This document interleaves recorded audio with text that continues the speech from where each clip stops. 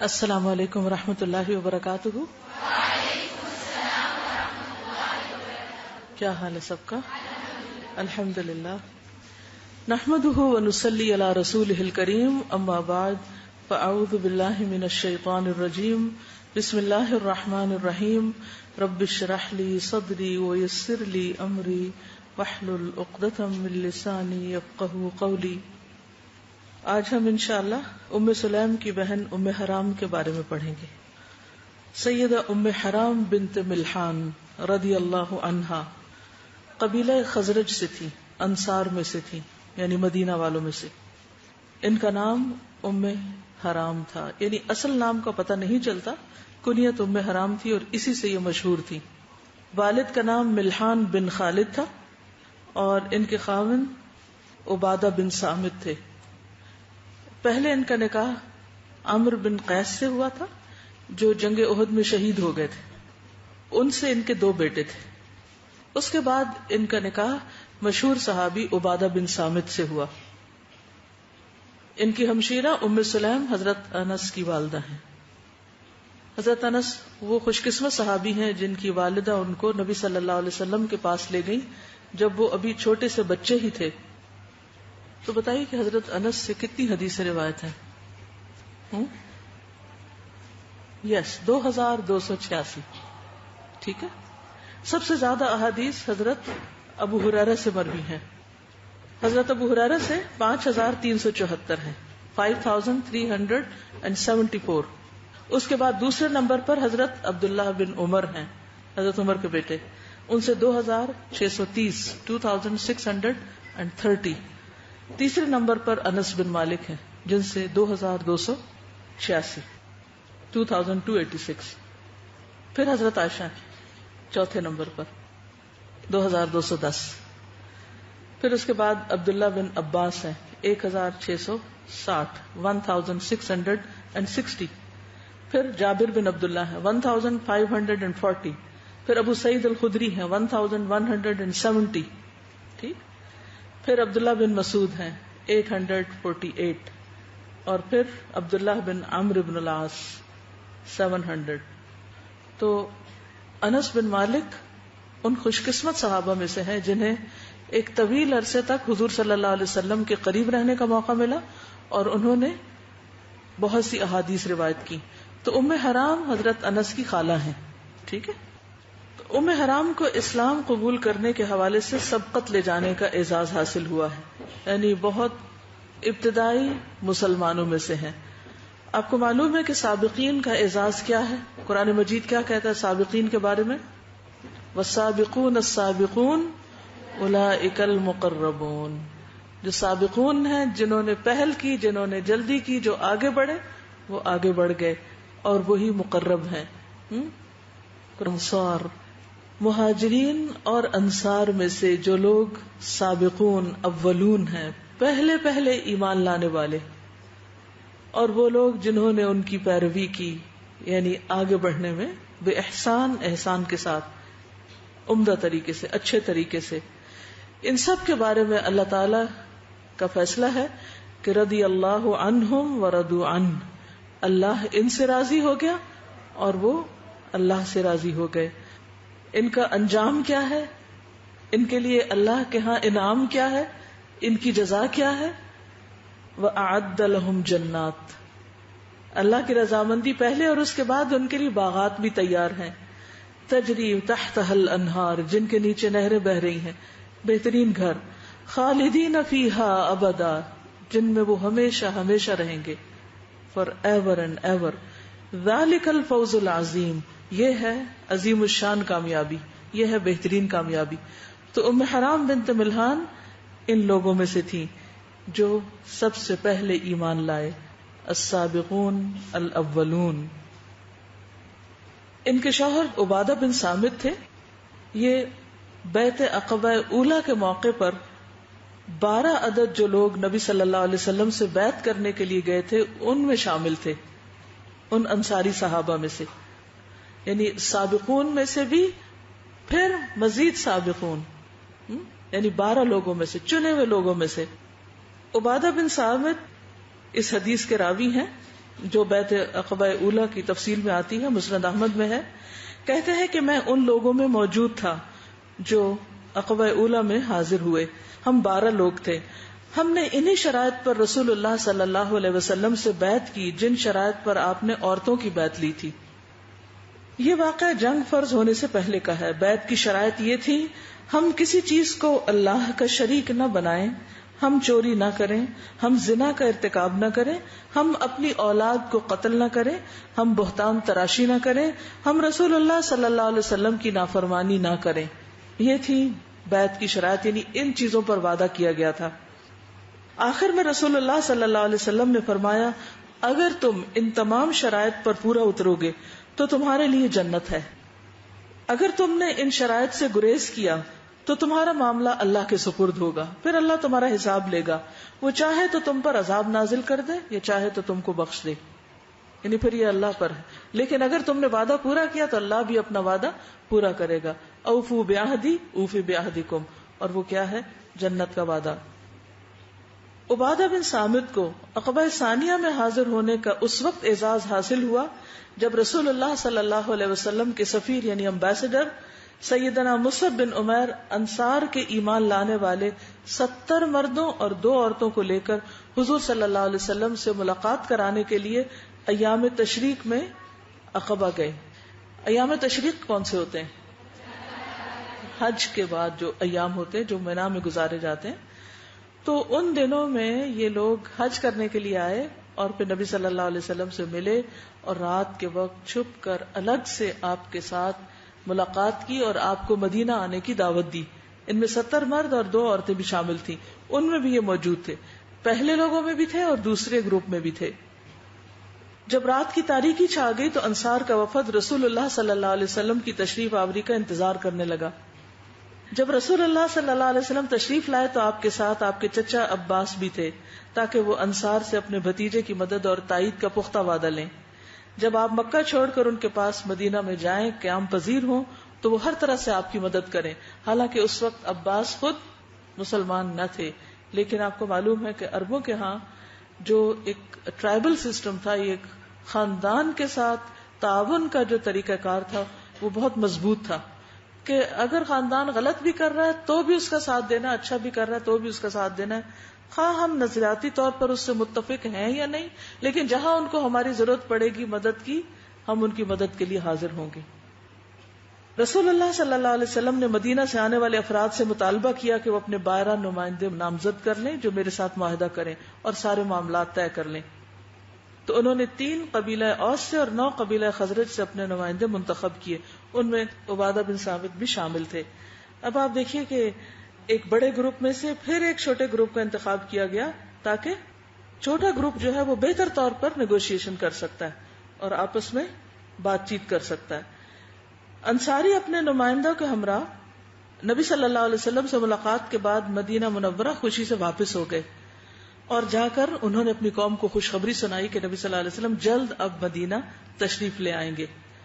ام حرام کی سعادت کے کیا کہنے، ان کی خوشی کی کوئی انتہا نہ رہی جب انہوں نے عبادہ بن صامت کا استقبال کیا جو 12 نمائندوں میں شامل تھے، اور انہوں نے بہت شوق سے ان کی باتیں سنی. اچھا، یہ یہاں پر جو انہوں نے کہا نا کہ انہوں نے باتیں سنی اور یہ ہجرت سے پہلے کی باتیں ہو رہی ہیں، بعض ہسٹورینز نے یہ لکھا ہے کہ ان کی شادی انہی سے ہوئی تھی، لیکن بعض یہ کہتے ہیں کہ نہیں، پہلے عمر سے ہوئی تھی، بعد میں ان سے ہوئی تھی، اور یہی رائے زیادہ راجح ہے، یعنی کہ پہلے ان کے جو 2 بیٹے عمر سے ہیں اور اس کے بعد عبادہ بن صامت سے. بہرحال تھوڑے عرصے کے بعد نبی صلی اللہ علیہ وسلم مدینہ میں تشریف لے آئے. عبادہ بن صامت بڑے بہادر شہ سوار تھے. وہ رسول اللہ صلی اللہ علیہ وسلم کے ہمراہ غزوہ بدر میں شریک ہوئے اور بہت عمدہ انداز میں شجاعت کا مظاہرہ کیا. اسی طرح غزوہ احد میں بھی شریک ہوئے تھے اور نبی صلی اللہ علیہ وسلم کا جو لوگ دفاع کر رہے تھے آپ ان میں شامل تھے. غزوہ احد میں درے میں متعین تیر اندازوں کی خلاف ورزی کی وجہ سے، یعنی حکم کی خلاف ورزی جو نبی صلی اللہ علیہ وسلم کا حکم تھا، اس کی وجہ سے مسلمانوں کو بہت مشکلات کا سامنا ہوا. لیکن عبادہ بن صامت کو جو سعادت حاصل ہوئی وہ یہ کہ وہ نبی صلی اللہ علیہ وسلم کے دفاع کرنے والوں میں اور آپ کے آگے ڈھال بن کے کھڑے ہونے والوں میں شریک تھے. تو اس سے اندازہ ہوتا ہے کہ جیسے مومن تو بہت سے لوگ ہوتے ہیں لیکن پھر محسن کم ہوتے ہیں، اور پھر مقرب اور سابقین اور ہر کام میں آگے بڑھ جانے والے. تو یہ گھرانہ ان لوگوں میں سے تھا جو دین کی خدمت میں بہت آگے آگے تھا، یعنی باقی لوگوں میں سے نہیں تھا کہ جو دیکھتے رہیں کہ اچھا کوئی اور کام کرے تو پھر ہم بھی کریں گے. ان سب صحابہ کی جو خوبیاں ہیں اور ان کا مقام ہے اور درجہ ہے وہ ہم سب جانتے ہیں. سب کے لیے اللہ تعالیٰ نے رضی اللہ عنہ کا جو فرمان ہے، یہ خوشخبری ہے، وہ سنائی ہے. لیکن بہرحال آخرت میں پھر ہر ایک کے درجات الگ الگ ہوں گے ان کے اعمال اور ان کی قربانیوں کی بنا پر.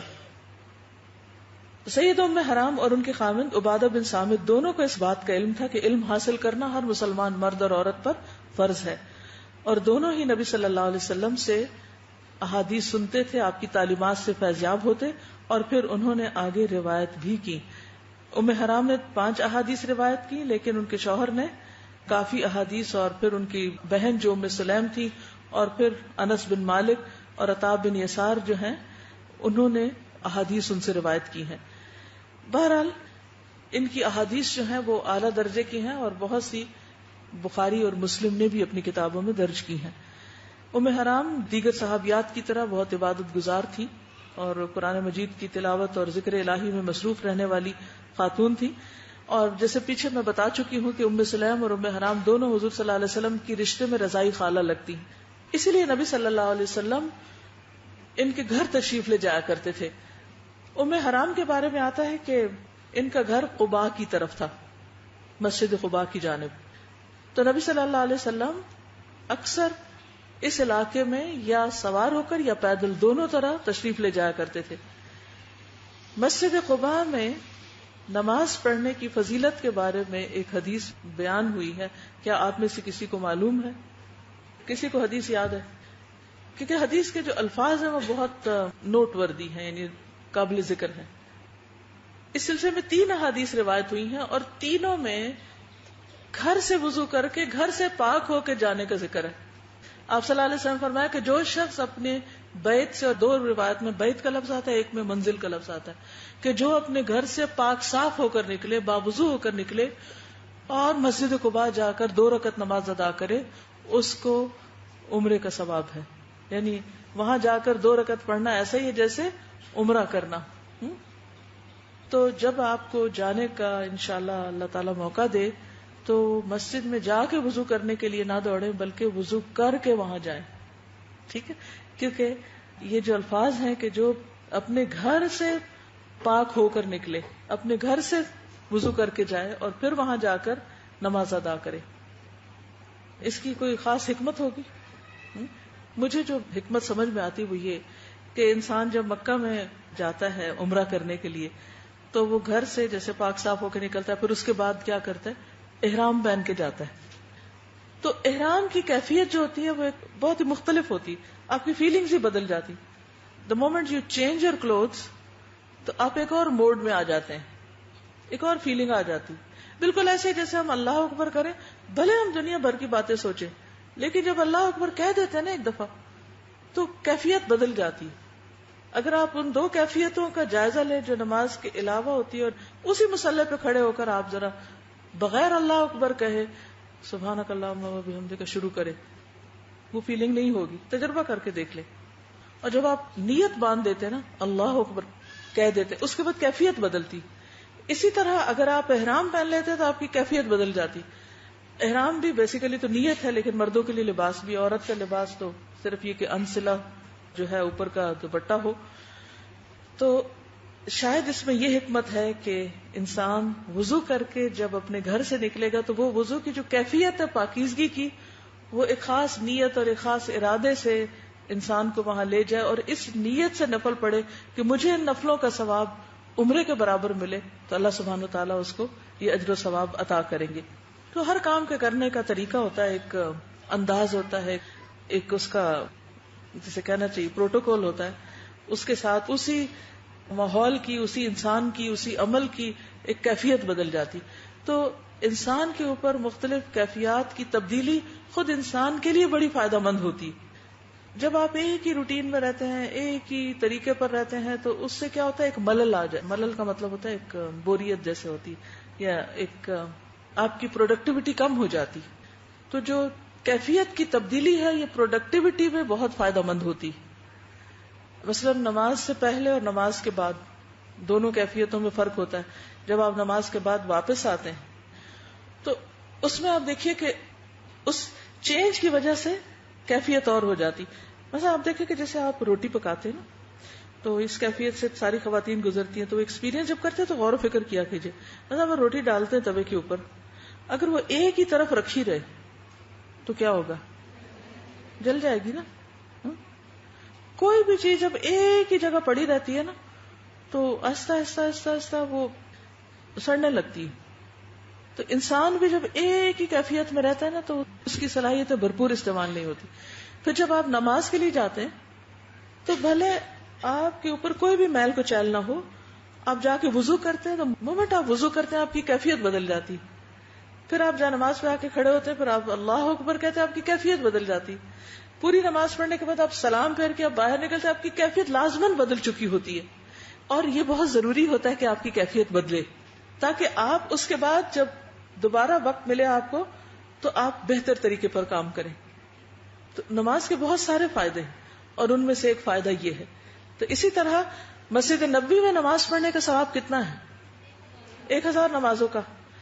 اب نبی صلی اللہ علیہ وسلم اپنی مسجد سے نکلتے ہیں جہاں 1000 نمازوں کا ثواب ہے اور مسجد قباء جاتے ہیں اور وہاں جا کر آپ نفل ادا کرتے ہیں یا جو کوئی اور نماز آتی ہوگی وہ بھی پڑھتے ہوں گے. تو یہ آپ کی ایک سنت بھی بنتی ہے کہ بھلے آپ کتنی بھی اچھی جگہ پر ہوں لیکن اگر آپ کہیں اور بھی جاتے ہیں تو مزید کچھ نہ کچھ آپ سیکھتے ہیں, آپ فریش ہوتے ہیں اور آپ کے اندر ایک تبدیلی آتی ہے اور آپ کو اپنی نعمتوں کی بھی قدر ہوتی کہ آپ کتنی نعمت کے اندر ہیں اور کتنا آپ کو اللہ سبحانہ وتعالیٰ کے جو انعامات اور احسانات ہیں وہ بھی نظر آنے لگتے ہیں. ورنہ عام طور پر کیا ہوتا ہے کہ انسان تھکاوٹ کا شکار ہو جاتا ہے. anyway, اب یہ ہے کہ جب حضور صلی اللہ علیہ وسلم قباء کی طرف جاتے تھے تو وہیں پر حضرت ام حرام کا گھر بھی تھا. آپ صلی اللہ علیہ وسلم ان کے گھر جاتے اور کھانا کھاتے, آرام بھی فرماتے, قیلولہ بھی کرتے, جیسے ام سلیم کے گھر بھی جایا کرتے تھے. تو عبادہ بن صامت جو تھے ان کو علم حاصل کرنے کا بھی بہت شوق تھا اور انہوں نے آگے احادیث بھی روایت کی اور نبی صلی اللہ علیہ وسلم کے دل میں اس گھرانے کا ایک خاص مقام تھا, ایک قدردانی تھی اور آپ خود ان کے گھر تشریف لے جایا کرتے تھے. تو ایک بہت دلچسپ واقعہ ہے کہ ایک دن رسول اللہ صلی اللہ علیہ وسلم ان کے ہاں تشریف لے گئے تو انہوں نے آپ کی خدمت میں کھانا پیش کیا اور آپ کے سر میں کنگھی کی, کیونکہ وہ رشتے میں آپ کی خالہ لگتی تھی. تو خالہ کنگھی کرتے تھی نا چاہے بڑے بھی ہو جائیں. تو تفلی رأسہ, ایک اور روایت میں آتا ہے کہ وہ جوئیں سی دیکھنے لگی ہیں. دیکھ سر کہ جوئیں تھیں آپ کے سر میں, نہیں بعض اوقات ہوتا نہیں, لیکن آپ نے دیکھا کہ ماں بھی پیار سے بچے کا سر کو تیل لگاتی ہے اور پھر دیکھتی ہے کہ کچھ ہے تو نہیں اندر. تو اسی طرح وہ بھی دیکھنے لگی. تو کبھی آپ نے نوٹ کیا ہوگا کہ جب کوئی آپ کے سر میں کنگھی کرے یا آپ کے بالوں کو کرے, تیل لگا دے اور اس میں سے جوئیں ڈھونڈنے کی کوشش کرے تو کیا ہوتا ہے؟ نیند آ جاتی. یس. تو بہرحال آپ سو گئے, آپ آرام فرما رہے تھے, بیدار ہوئے تو مسکرا رہے تھے. ام حرام نے دریافت کیا, اے اللہ کے رسول صلی اللہ علیہ وسلم آپ کے مسکرانے کی کیا وجہ ہے؟ تو آپ نے فرمایا میں نے خواب دیکھا ہے. آپ نے فرمایا میں نے خواب دیکھا ہے کہ میری امت کے کچھ لوگ میرے سامنے اس طرح پیش کیے گئے کہ وہ اللہ کے راستے میں غزوہ کرنے کے لیے یعنی جہاد کرنے کے لیے دریا کے بیچ میں سوار اس طرح جا رہے ہیں جس طرح بادشاہ تخت پر سوار ہوتے ہیں یا تخت پر رواں ہوتے ہیں. یعنی وہ مجھے خواب میں دکھائے گئے ہیں کہ اس طرح بیٹھے ہوئے ہیں اور عین سمندر کے بیچ میں ہیں جیسے بادشاہ جا رہے ہوں کہیں, یعنی اتنے اچھے حال میں وہ دکھائے گئے ہیں. ام حرام کہتی ہے میں نے عرض کی یا رسول اللہ صلی اللہ علیہ وسلم اللہ تعالیٰ سے دعا کیجئے کہ وہ مجھے ان میں شامل کر دے. اب دیکھیں کہ سارے سابقین جو ہے صحابہ میں ان کی ایک خوبی بہت نظر آتی ہے کہ جہاں کہیں خیر دیکھتے ہیں فوراً دعا مانگتے ہیں, اور اگر اللہ کے رسول صلی اللہ علیہ وسلم سے کسی بات کا ذکر سنتے ہیں تو ہمیشہ ان سے درخواست کرتے ہیں آپ دعا کیجئے میں اس میں شامل ہو جاؤں. حالانکہ وہ جنگ کرنے جا رہے ہیں, وہ کہتی ہے میں نے بھی جانا ہے. آپ نے کیا کیا ہوگا, کیا کہا ہوگا؟ عورتوں کے لیے نہیں جائز. ایسے ہی کہا ہوگا, دعا نہیں کی ہوگی. آپ صلی اللہ علیہ وسلم نے ان کے حق میں دعا کی. پھر رسول اللہ صلی اللہ علیہ وسلم نے دوبارہ تکیے پہ سر رکھا, سو گئے, پھر بیدار ہوئے, پھر مسکرانے لگے. ام حرام کہتی میں نے پوچھا اے اللہ کے رسول صلی اللہ علیہ وسلم اب آپ کیوں مسکرا رہے ہیں؟ آپ نے فرمایا میں نے خواب میں دیکھا میری امت کے کچھ لوگ میرے سامنے لائے گئے, وہ اللہ کی راہ میں جنگ کرنے کے لیے جا رہے ہیں پہلے کی طرح. آپ نے دوبارہ فرمایا کہ وہ اسی طرح جا رہے ہیں. ام حرام کہتی میں نے عرض کیا اللہ کے رسول صلی اللہ علیہ وسلم اب دعا کیجیے اللہ مجھے ان لوگوں میں شامل کر دے. تو آپ نے فرمایا انتی من الاولین, تو پہلے لوگوں میں شامل ہوگی, یعنی پہلے گروپ میں ہوگی. تو یعنی یہ ایکسپیڈیشن ایک دفعہ نہیں کئی دفعہ ہوگی, یعنی ایک دفعہ دیکھا پھر دوبارہ کچھ اور لوگ دکھائے گئے, فرمایا انتی من الاولین. ام حرام امیر معاویہ بن ابی سفیان کے دور میں سمندری جہاز میں سوار ہوئی. یہ مجاہدین کو لے کر قبرص کی طرف گیا, سائپرس جس کو کہتے ہیں, جزیرہ ہے نا سائپرس. جب مجاہدین وہاں سے اترے تو ام حرام بھی اس بحری جہاز سے اتری اور گھوڑے پر سوار ہوئی, لیکن گھوڑے پہ سوار ہوتے ہی نیچے گر گئیں اور گر کر شہید ہو گئیں, اور وہیں پر ان کی قبر بنی. اور یہ 27 ہجری کا واقعہ ہے. نبی صلی اللہ علیہ وسلم کی وفات سے تقریباً 17 سال بعد. تو آپ سوچئے کہ اب بھی ان کی قبر جو ہے لارناکا ایک جگہ ہے سائپرس میں, وہاں پر ان کی قبر ایک جھیل کے پاس ہے, بہت خوبصورت جھیل ہے. اس کے پاس ایک مسجد بھی بنائی گئی ہے, اور شاید ترکوں نے بنائی تھی وہ مسجد.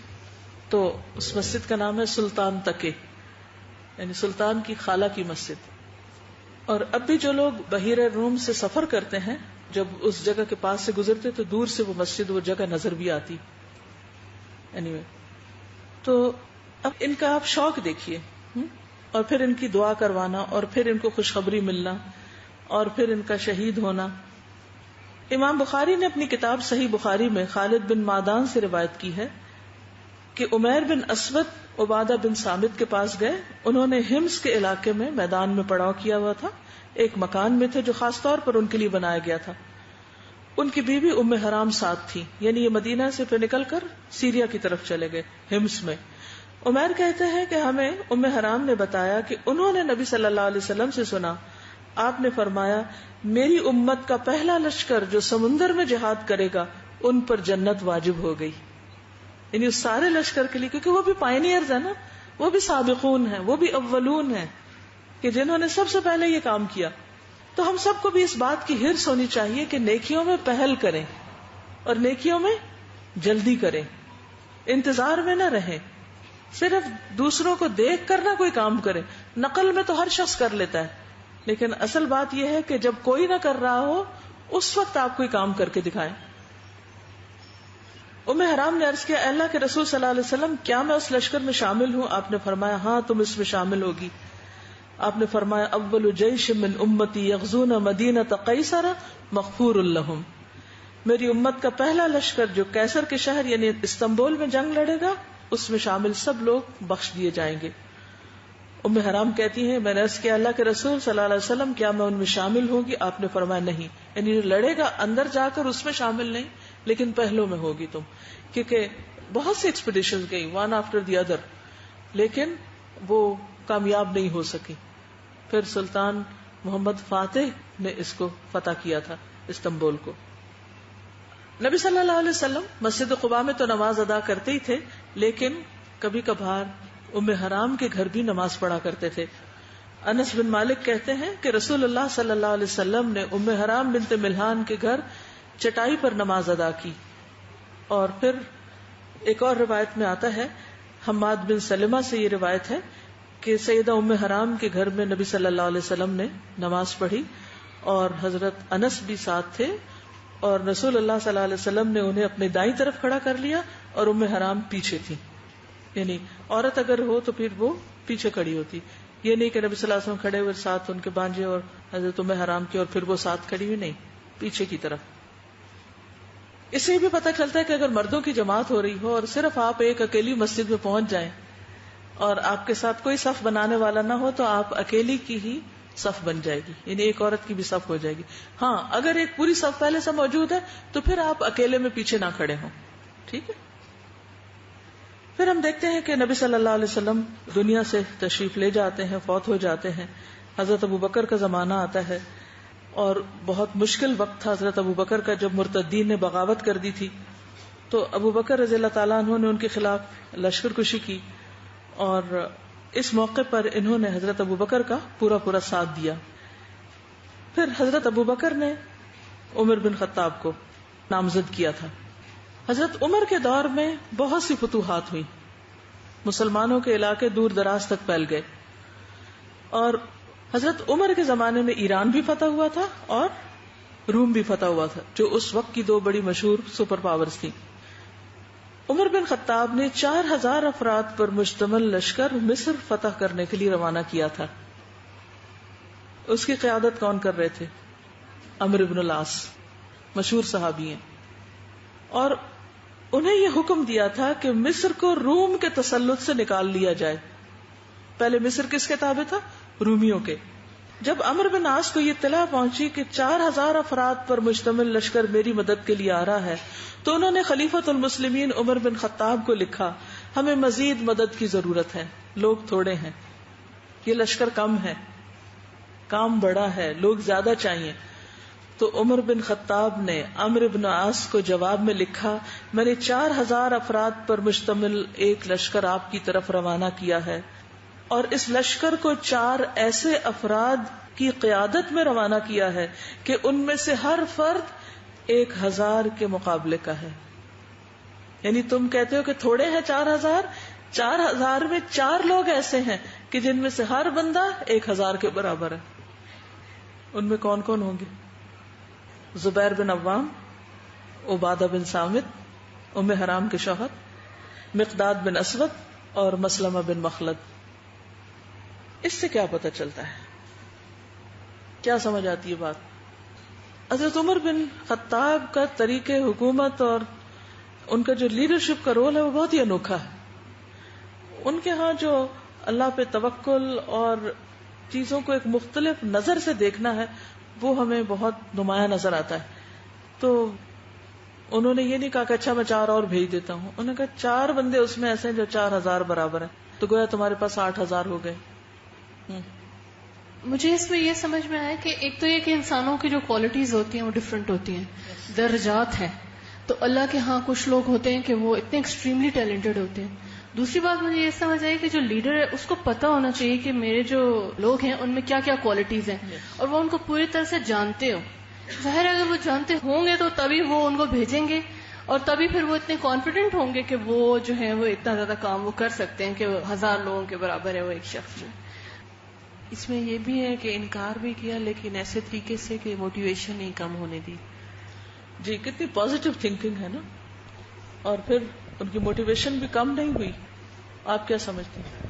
مجھے انہوں نے جو بات کی کہ جو لیڈر ہوتا ہے اس کو پتا ہوتا ہے کہ میری جو جماعت ہے اس میں کس بندے کی کیا خوبی ہے، اور دوسری بات یہ کہ پھر اس کو مینشن بھی کرنا. آپ دیکھیں کہ جب انہوں نے یہ بات کی ہوگی کہ اس میں سے 1000 کے برابر ہے تو اس لشکر کے جوش کا اور اس کا کیا عالم ہوا ہوگا. تو کانفیڈنٹ دیا انہوں نے اپنے ٹرپ کو. اس میں آپ دیکھیے کہ جو سے پہلے بھی بات ہوئی تھی نا، فالسابقون السابقون، کہ کچھ لوگ واقعی 1000 کے برابر کام کر جاتے ہیں. ابراہیم علیہ السلام کو اللہ سبحانہ وتعالیٰ نے کیا فرمایا کہ ابراہیم ایک پوری امت تھے، امتا قانتا للہ. اس میں ہم اپنے آپ کو رکھ کے دیکھیں ہمارا گریڈ کیا ہے. ایک گریڈ وہ ہوتا ہے جو کاغذوں پہ ملتے ہیں آپ کو، اور ایک وہ جو اللہ کے ہاں ہے. ہم کہاں کھڑے ہیں؟ ہم کتنے لوگوں کا کام کر رہے ہیں؟ ہمارا حال تو یہ ہوتا ہے کہ اگر ہمیں تھوڑا سا بھی ایکسٹرا کام کرنا پڑے تو ہم پریشان ہو جاتے ہیں کہ لوگ نہیں ہے، کام کیسے ہو. جی استاذہ، یہ جو بات ہے نا کہ پروڈکٹیوٹی کو بڑھانا، تو یہ دیکھیں یہ 4 لوگ انہوں نے پہچان لیا، وہ قربانیاں دے دے کے حالات سے گزر کے ان کو سمجھ آ گئی ہوگی نا کہ اب یہ اس قابل ہو گئے کہ 1000 کے بدلے. کیا کوالٹی ورک کے لیے لوگوں کی بھیڑ کا ہونا فائدہ مند ہے، ضروری ہے؟ جی استاذہ، میں یہ دیکھ رہی تھی کہ فیملی پوری ماشاءاللہ نیک ہے. عبادہ بن صامت ہیں، پھر ان کی زوجہ ہیں، پھر آگے بیٹے بھی ہیں، لیکن وہ ایک دوسرے سے بڑھنے کی کوشش کریں. ہمارے ہاں اس کے مقابلے میں کیا ہوتا ہے، کوئی ایک نیک ہے، اگر فیملی میں سب اس پہ ریلائی کرنا شروع کر دیتے ہیں، اس پہ خوش. ہمارے یہاں یہ ہوتا ہے کہ اگر کوئی ایک آگے بڑھ کے کوئی کام کر رہا ہے نا تو باقی سارے اس کے پیچھے پڑ جاتے ہیں، حسد اور جیلسی کی وجہ سے اس کو جلی کٹی سناتے ہیں اور پاگل کہتے ہیں کہ پھر وہ شخص سمجھتا شاید میں ہی غلط ہوں. اور خصوصاً اگر خواتین کوئی کام کرے. جی استاذہ، میں خواتین کے حوالے سے بات کرنے لگی تھی کہ اگر خواتین کو گھر کے اندر مختلف قسم کی ذمہ داریاں ہوتی ہیں، سسرال بھی دیکھنا ہے، میکے میں بھی ہے، یا کوئی اور معمول سے زیادہ کام کرنا پڑتا ہے، تو وہ خود ترہمی کا شکار ہو جاتی ہیں اور اپنی یہ شکایت ہر ایک سے کرنے لگتی ہیں. یا ہمیں معمول سے زیادہ یا عام لوگوں سے زیادہ کام کرنا پڑے تو ہم کہتے ہیں کہ صبح سے شام تک مجھے کوئی وقت نہیں ملتا، اور حالانکہ اللہ نے اس کو چن رکھا ہوتا ہے کہ وہ ایک وقت میں ایک سے زیادہ کام تو کرے. پھر یہ ناشکری ہوتی ہے نا کہ اللہ ہمیں چنے اور ہم کہیں کہ ہمارے پہ ظلم ہو رہا ہے. جی گروپ انچارجز کا میرے ذہن میں آ رہا تھا کہ ہمارے یہاں کسی ڈپارٹمنٹ میں اگر کمی ہوتی ہے تو ہم کہتے ہیں تعداد کم ہے، ہمیں یہاں پہ بھی چاہیے، یہاں پہ بھی چاہیے. تو اصل چیز یہاں سے ہمیں پتہ چلتی ہے کہ اصل چیز قابلیت ہے. اس کو پہچان کر کم وقت میں آپ زیادہ کام بھی کر سکتے ہیں، صرف آپ کے اندر وہ صلاحیت ہونی چاہیے. مجھے جس چیز میں سمجھ آ رہی ہے نا وہ یہ ہے کہ قرآن میں بھی تو اللہ تعالیٰ نے ایک جگہ پہ فرمایا نا کہ اگر تم لوگ کفار سے مقابلے پہ نکلو گے تو اگر ایمان میں تم آگے ہوگے تو اللہ تعالیٰ تمہیں اتنے ہزار لوگوں پہ ایک انسان بھاری کر دے گا، لیکن اگر تم لوگوں کا ایمان تھوڑا سا کمزور ہو جاتا ہے تو پھر تم اس طرح سے تعداد کم کرتے گئے نا. تو یہ جو حضرت عبادہ بن ثابت ہے ان کے بارے میں تو یہ بھی آتا ہے نا کہ نبی اسلام کے لیے ڈھال بن گئے تھے غزوہ احد میں نا، تو یہ تو بہت سچے مومن تھے نا. بالکل. اور اس میں آپ دیکھیے کہ قرآن مجید میں آتا ہے نا وَإِن يَكُن مِّنكُمْ 20 صَابِرُونَ يَغْلِبُوا 200. اگر تم میں 20 لوگ صابر ہوں 200 پہ بھاری ہیں، یعنی گویا 20 لوگ 200 کا کام کریں گے. اگر کسی آرگنائزیشن میں 200 سے بھی زائد کا سٹاف ہے مگر ان کے اندر وہ اخلاق نہیں، کردار نہیں، وہ صبر نہیں، وہ پیشنس اور وہ اخلاق کی خوبیاں نہیں، وہ پروڈکٹیوٹی ہو ہی نہیں سکتی، وہ پروڈیوس کر ہی نہیں سکتے کچھ. وہ 200 بھی نہیں کر سکتے جو 20 کر جائیں گے. یہ قرآنی قاعدہ ہے. تو کبھی قلت افراد جو ہے وہ مسئلہ نہیں ہوتی. قرآن مجید میں اللہ تعالیٰ فرماتے ہیں کم من فئۃ قلیلۃ غلبت فئۃ کثیرۃ بإذن اللہ. کئی بار ایسا ہوا ہے، کم من فئۃ قلیلہ، چھوٹا سا گروہ، تھوڑے سے لوگ، غلبت غالب آ گئے، فئۃ کثیرۃ بہت بڑے گروہ پر، بإذن اللہ اللہ کے اذن سے. تو اس بات سے یہ قاعدہ سیکھ لیجئے. اور حضرت عمر کو یہ بات سمجھ آ گئی تھی، ہمیں یہ بات نہیں سمجھ آتی. ہم ہمیشہ ہر جگہ ہی بس ظاہریت کو دیکھتے ہیں، کثرت کے اوپر ہماری نظر ہوتی ہے کہ ہمارے ساتھ کتنے لوگ ہیں، کتنے کثیر ہیں اور کتنا ہجوم ہے، خواہ وہ بھیڑ ہی ہو. تو اقبال کا بھی ایک شعر ہے جو عید کے بارے میں انہوں نے کہا ہوا ہے، آزاد لوگوں کی عید جو ہے اور غلاموں کی عید جو ہے وہ بھیڑ ہے، کچھ اس طرح کا شعر ہے. اور میں حیران ہو گئی کہ اقبال کو اللہ نے کیسی نظر دی تھی. عید ایسا موقع ہوتا ہے نا جو سب لوگ اکٹھے ہو جاتے ہیں، بڑے بڑے اجتماعات ہوتے ہیں. اقبال تو ظاہر انڈیا میں تھے اس وقت، نان مسلم مسلم اکٹھے ہی تھے، کہ اگر ایک ملک کے اندر اتنے مسلمان ہیں تو پھر بھی نہیں حال بدل رہا، تو وجہ کیا ہے؟ وجہ یہ کہ بھیڑ ہے. کہ غلامی، اور غلامی صرف فزیکل غلامی نہیں، ایک ذہنی غلامی ہوتی ہے. تو جو لوگ ذہنی غلام ہو، اپنی خواہشات کے غلام ہو یا کسی بھی خاص نظریے کے غلام ہو، پھر وہ محدود سی سوچ ہوتی ہے ان کی، اس سے باہر نہیں نکل سکتے. ان کی کثرت بھی فائدہ نہیں دیتی ہوتی، وہ بھیڑ بھی کسی کام کی نہیں ہوتی کیونکہ وہ کچھ کر کے نہیں دیتے. تو بہرحال اسی 4000 اور ان 4 افراد سے مصر فتح ہو گیا اور رومیوں سے انہوں نے آزاد کرایا اس کو.